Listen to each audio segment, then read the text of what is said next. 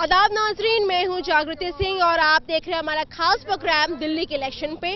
जैसे कि आप सभी जानते हैं कि दिल्ली में इलेक्शन को लेकर सरगर्मी तेज हो रखी है और जिसे लेकर हर पार्टी अपनी जीत की जो उम्मीद है वो दर्ज कराने की कोशिश कर रही है। हर पार्टी नए नए एजेंडे, नए नए फॉर्मूलाज अप्लाई करे ताकि दिल्ली में जो पिछले एक साल से जिस तरीके से माहौल बना हुआ है उसमें दिल्ली की जो असेंबली है इलेक्शन में अपना कब्जा जमा सके।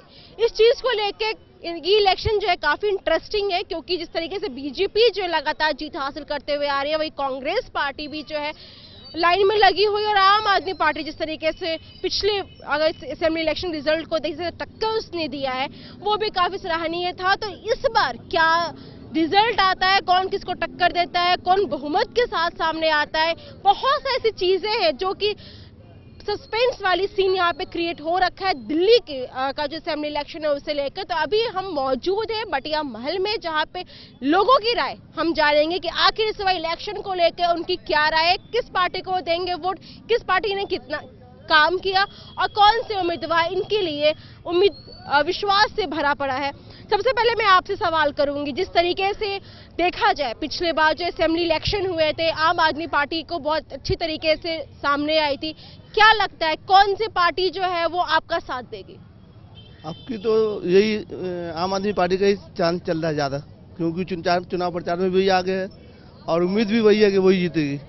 तो इनका कहना है कि आम आदमी पार्टी जो है इनके लिए विश्वास के लायक है। आपको क्या लगता है कि जिस तरीके से अगर हम देखें जो शोएब इकबाल है जो पिछले 21 साल से यहाँ के एमएलए रह चुके हैं लगातार, और इस बार कांग्रेस का हाथ थामा जो कि पिछले इलेक्शन में उनका प्रदर्शन कुछ खास नहीं रहा था, तो क्या इस बार कांग्रेस का हाथ देंगे या किसी और पार्टी का? हम कुल मिलाकर आपसे ये कहना चाहते हैं कि पार्टी कोई भी हो, हम पार्टी को उस पार्टी को सपोर्ट करते हो विकास के लिए काम करें, ना कि जात पात के लिए। हम जात पात के लिए नहीं चाहते, कोई भी पार्टी, चाहे कांग्रेस हो, चाहे बीजेपी हो, चाहे आम आदमी पार्टी हो, आदमी को चाहिए कि विकास के लिए, आदमी के अच्छी फैसिलिटी के लिए काम करे, ना कि जात पात के लिए। हमेशा जो पार्टी जात पात के लिए काम करते हैं तो वक्ती तौर पर तो बाकी वो खत्म हो जाता।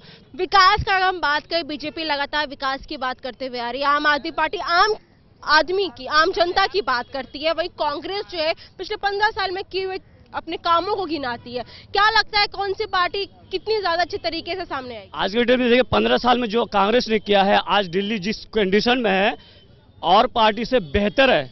इसका दिल्ली के जो पोजीशन है इस वक्त, कांग्रेस ने जो काम करके दिखाया वो बेस्ट करके दिखाया, हर जगह अच्छी तरह करके दिखाया। बीजेपी वो नहीं कर सकती, बीजेपी से अपने खाली जात पात के ऊपर वोट ले रहे हैं। अब बीजेपी अपनी सब जात पात को वोट ले रहे हैं, अपने के विकास पर कोई काम नहीं कर रहा। बीजेपी हर तरीके से जात पात का काम कर रही है, विकास का काम नहीं कर रही है। आपको क्या लगता है कौन सी पार्टी जो है विश्वास के लायक है, जो आम जनता की सुख दुख में साथ दे सकती है? देखिए अब तक तो ये लगता है कि जैसे मैंने अब तक देखा, हमारे वैसे एज तो इतनी है नहीं, मैंने फिर भी जो जहाँ तक देखा, कांग्रेस आई वो वैसी विफल आई, आज के टाइम में बीजेपी आई वो भी विफल। मैं इनकी बातों से बिल्कुल सहमत हूँ। इन्होंने जो कहा बहुत अच्छा कहा, हम ऐसी पार्टी को वोट देंगे जो हमारे लिए विकास का काम कर सके, हमारे रहन सहन में हर कुछ में देख सके। तो ऐसे हमें अभी नजरिए में देखा जाए तो केजरीवाल झाड़ू छापी ऐसी लगती है जो इस बारे में पूरी सहमत है, क्योंकि अगली बार हमने उनको वोट कम दिया था। अगर हम बात करें विकास का जो काम जो किया, जो आम आदमी पार्टी ने अभी तक करके दिखाया, उससे ये लोग सेटिस्फाइड नजर आए। लेकिन अगर हम शोएब इकबाल की बात करें जो पिछले 21 साल से मटिया महल के एमएलए रह चुके हैं, उनसे लोग कितने सेटिस्फाइड है, कितने खुश है वो जानते हैं। क्या लगता है जिससे शोएब इकबाल ने 21 साल में मटिया महल में लोगों का साथ दिया है, अभी तक काम करते हुए आए हैं, कितना साथ दिया है, कितना फायदा हुआ है? शुरू से साथ देते हुए आ रहे हैं जी। शोएब साहब तो हमारा पूरे इलाके को सपोर्ट करते हैं, वो हर चीज से, चाहे किसी भी चीज की परेशानी हो शोएब साहब सोल्व करते हैं हर चीज को। ये मानने वाली बात है, इनकी तारीफ काबिल है, पीठ पीछे भी हम उनकी तारीफ करेंगे। अगर बीजेपी भी काम करेगी इसी तरह तो उन्हीं की तारीफ करेगी, क्योंकि ये मुल्क हम सबका है। अगर देखा जाए कि जो विकास की बात पार्टियां करती है, लेकिन आप कह रहे हैं कि जैसे जो विकास डेवलपमेंट का जो काम करेगा, जो लोगों की समस्याओं को सुनेगा, उसको आप वोट देंगे। लेकिन 21 साल जिस तरीके से शोएब इकबाल इस मटिया महल से एमएलए रह चुके हैं, अभी तक कितने सारे प्रॉब्लम्स ऐसे हैं जो इन्हें सॉल्व कर चुके हैं, या वैसे कौन से अभी और समस्याएं हैं जिन्हें पूरा करना अभी भी बाकी है? बहुत मुश्किल है कि उन्होंने सारी प्रॉब्लम में सोल्व कर दिया है। शायद ही कोई एक ऐसी परेशानी या दिक्कत उन्होंने छोड़ी हो कि इस इलाके वालों के लिए जो उनसे कोई शिकायत करे। वो बहुत अच्छा काम करते हैं, हर चीज़ से, हर नज़रिए से, हर इंसान को, सबको समझते हैं। वो अल्लाह का शुक्र है, उनके अंदर ये बहुत बड़ी आदत है। तो मतलब 21 साल से जिस तरह के शोएब इकबाल में मटिया महल में यहाँ पे जिस तरह से काम किया उससे लोग सेटिस्फाइड नजर आ रहे हैं और अभी तक इनका अच्छी तरीके से साथ दिया है। लेकिन आपसे हम जानना चाहेंगे अभी भी ऐसे कौन से प्रॉब्लम्स है, समस्याएं हैं जो आपको लगता है कि पार्टी को उस पर काम करना बहुत जरूरी है, अभी तक किसी पार्टी ने ध्यान नहीं दिया? वो बहुत सारी ऐसी जैसे विकास हो गई, देखिए ये तो आज के टाइम में खास तौर पे महंगाई बहुत ज़रूरी है। महंगाई इतनी हद से बढ़ गई है कि आम आदमी को जीना यहाँ बहुत दुश्वार हो रहा है। इस वजह से मैं खास तौर पे तो आज के टाइम में देखा जाए तो महंगाई बहुत ज़रूरी चीज़ है, बाकी और क्या है। आपको क्या लगता है यहाँ पे क्या समस्या है? जिस तरीके से अगर हम आम आदमी की बात करें, बीजेपी जो है हाई टेक्नोलॉजी की बात करती है, बड़े बड़े सपने दिखाती है, जमीनी स्तर पर ऐसी कौन सी चीज़ है जिस पे काम करना अभी भी बहुत बाकी है? अरे बहुत काम करना बाकी है। अरे देखो आदमी रास्ता चल नहीं पाता, देखो पानी हर जगह भरा, गड्ढे हैं, ये है, सब कुछ है, अभी बहुत कुछ बाकी है, काम नहीं हुआ है। और महंगाई भी बहुत बढ़ गई है, आम आदमी जिएगा कैसे, जिएगा गरीब तो जी नहीं सकता। अगर देख लिया जाए अभी जैसे हाल में 2-3 दिन पहले बीजेपी की तरफ से एक फैसला आया जो अनऑथराइज्ड कॉलोनीज है उसको रेगुलर कर दिया गया है। क्या लगता है कि ये सारे जो फॉर्मूलेज जो अभी इलेक्शन से पहले अप्लाई किए गए, क्या वोट को पाने के लिए ये साजिश रची गई है या असल में वो पार्टी जो है आम आदमी का साथ देना चाहती है? क्या आम आदमी भी ठीक है, मगर जो है अपने हिसाब से, हर कोई अपने हिसाब से काम लेके चलता है। बाकी ये अपने मतलब से बेहतर है, कोई भी हो, चाहे बीजेपी हो या झाड़ू वाला हो या शोएब इकबाल हो, कोई अपने मतलब से कोई काम ना करे, जनता के मतलब से काम करेगा तो कामयाब है।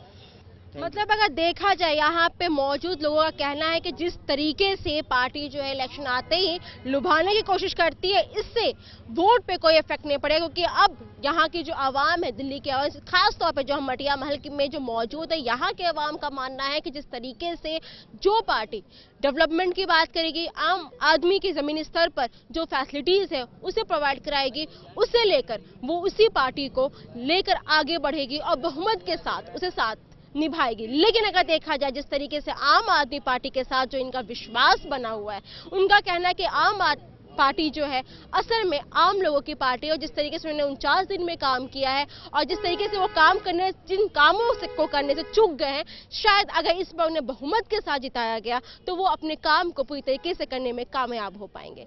फिलहाल ये तो थी मटिया महल के लोगों की राय, लेकिन अब हम जानेंगे कि शोएब इकबाल जो कि पिछले 21 साल से यहाँ के एमएलए रह चुके हैं, उनकी क्या राय है। तो आइए हम जानते हैं उनकी राय। हमारे साथ बातचीत करने के लिए मौजूद है शोएब इकबाल जी, जो पहले जेडीयू पार्टी से थे लेकिन अब कांग्रेस पार्टी उन्होंने ज्वाइन कर लिया है और उन्हें मटिया महल से इन्हें टिकट भी दिया गया है। आइए हम चुनावी सरगर्मी को लेते हुए कुछ सवालात करते हैं। सर, जिस तरीके से आप पहले जेडीयू में थे और पिछले 5 बार जो इलेक्शंस हुए दिल्ली असेंबली, आप लगातार एमएलए भी रह चुके हैं और अब सडनली आपने कांग्रेस ज्वाइन किया, ये फैसला लेना क्या लगता है कहाँ तक सही था आपके लिए? नहीं, ये फैसला मैं समझता हूँ लेना बहुत मुनासिब था और सही वक्त पे सही कदम था। जिस तरह से देश के अंदर भारतीय जनता पार्टी बदअमनी फैला रही है, जिस तरह से मोदी सरकार जब से आई है दिल्ली के अंदर ख़ास तौर से हम लोग देख रहे हैं कि जगह जगह जो झगड़े हो रहे हैं, फिसाद हुए हैं, तो उसको देखते हुए कि जो दिल्ली के अंदर कोई उसका अल्टरनेट नहीं है, तो ऐसी सूरत में कांग्रेस पार्टी के साथ जाना हमारी ज़रूरी हो गई थी, वक्त की ज़रूरत थी और दिल्ली वालों की ज़रूरत थी। कांग्रेस ने 15 साल दिल्ली में हुकूमत की है तो उसको एक बड़ा तजर्बा है, तो उसी को रखते हुए हम लोगों ने कि जो फ़िरका परस्त जो अपनी ताकतें हैं उनको भी पराजय करने के लिए, उनको भी मात देने के लिए कांग्रेस पार्टी एक मजबूत लड़ाई लड़ सकती है। अगर देखा जाए ऐसे कुछ दिन पहले अरुण जेटली का फैसला आया था कि जो अनऑथराइज्ड कॉलोनीज हैं उनको अब रेगुलर कर दिया गया है, इस चीज़ को लेकर आपको क्या लगता है कि जैसे इलेक्शन का समय आया है और इस तरीके से फैसले लिए गए, कहीं बीजेपी जो है लोगों को लुभाने की कोशिश कर रही है या फिर कुछ और है? देखिए, जो अनऑथराइज्ड कॉलोनी का ताल्लुक है वो 2012 तक की तो उनको एक्सटेंशन मिली हुई थी रेगुलाइज की जो भी है, लेकिन भारतीय जनता पार्टी ने 2 साल सिर्फ बढ़ाए हैं, 2014 तक कराए, अभी उसके अंदर कुछ नहीं हुआ। ये तो पूरा पार्लियामेंट से जाकर आपको अपना सारा वहाँ पास कराकर जो संशोधन है उसमें कराकर और फिर लेकर आए। ये इन्होंने जो है एक तरह से ऑर्डिनेंस पास किया है, समझे जी, कैबिनेट के फैसले को, कैबिनेट का फैसले को मान्यता जब मिलती है जब पार्लियामेंट से दोनों सदनों से, राज्यसभा लोकसभा से जो है वो पास ना हो जाए। अभी वो कुछ नहीं, सिर्फ एक ऑर्डिनेंस की शक्ल में लेकर आए, इसके अलावा अभी उसमें कुछ और भी नहीं है। अगर देखा जाए सर, जिस तरीके से आप इतने लंबे समय से यहाँ के लोगों के साथ आप हैं, इस बार इंतखाब में आप किस तरीके से किन पहलुओं को लेकर आप सामने आएंगे और कौन सी समस्याएं हैं जिसे लेकर आप सामने आने की कोशिश करेंगे? 15 साल जो कांग्रेस पार्टी की हुकूमत रही उसके अंदर जो उनकी उपलब्धियां थी तो उनको हम गिनवा रहे हैं। जैसे मिसाल के तौर पे दिल्ली में मेट्रो का नामो निशान नहीं था, 15 साल में जबरदस्त मेट्रो का पूरी दिल्ली में जाल बिछ गया और हर जगह से आपको मेट्रो नजर आ रही है। दूसरा, बसेस का क्या हाल था, आज एक से बढ़कर एक लग्जरी बस आपको मिल जाएगी। तो ट्रांसपोर्ट सिस्टम सही हुआ है, आपका रोड जितनी वाइंडिंग हुए, स्ट्रीट लाइट है, आपका ये बड़े बड़े फ्लाईओवर ब्रिज है, अंडरपास हैं, और लाडली स्कीम है जिसमें 1 लाख रुपया उसको देते हैं तो जो लड़की पढ़ती होती है स्कूल में। उसके अलावा ये जो है आपका जो पेंशन थी वो 2000 रुपये के करीब होने जा रही है। तो ये सब कांग्रेस पार्टी ने दिया है। तो ऐसी ये जो चीज़ें, उपलब्धियां, ये हम लोग जो है अपनी पब्लिक के सामने रखेंगे और आने वाले वक्त में जैसे पेंशन का ताल्लुक है 3000 रुपया उसको देने का काम करेंगे जो वजीफे के तौर पे देते हैं गरीबों को, जो तलाकशुदा हैं या बेवा हैं उन लोगों को जो है, या उम्र जिनकी ज़्यादा है उन लोगों को जो है तो इस तरह से हम लोग 3000 रुपये के हिसाब से देंगे। तो इस तरह से और भी बहुत सारी उपलब्धियां हैं जो हम लोग सामने रखेंगे। शुक्रिया हमसे बातचीत करने के लिए। तो इनका कहना था कि जिस तरीके से बीजेपी अपने किए हुए वादों से मुकरती हुई नजर आ रही है, वहीं आम आदमी पार्टी ने जिस तरीके से दिल्ली की आवाम को धोखा दिया है, तो इनको पूरी उम्मीद है कि जिस तरीके से कांग्रेस ने पिछले 15 साल में जो लोगों को दिया है उसको देखते हुए भारी बहुमत के साथ दिल्ली में कांग्रेस पार्टी उभरती हुई नजर आएगी। मैं जागृति सिंह, कैमरा पर्सन नीरज के साथ, मुंसिफ टीवी, दिल्ली।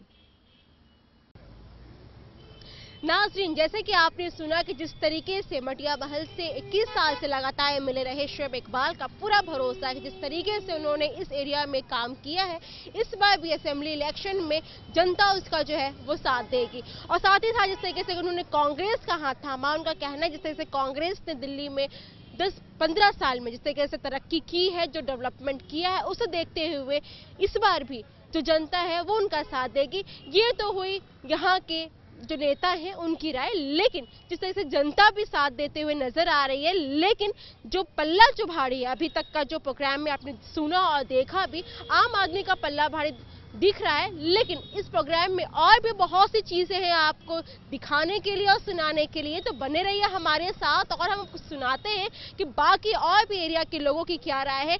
तो अब वक्त हो चला है एक छोटे से ब्रेक का। ब्रेक के बाद हम फिर हाजिर होंगे और भी कई चीजों को लेकर, तो बने रहिए हमारे साथ और देखते रहिए मुंसिफ टीवी।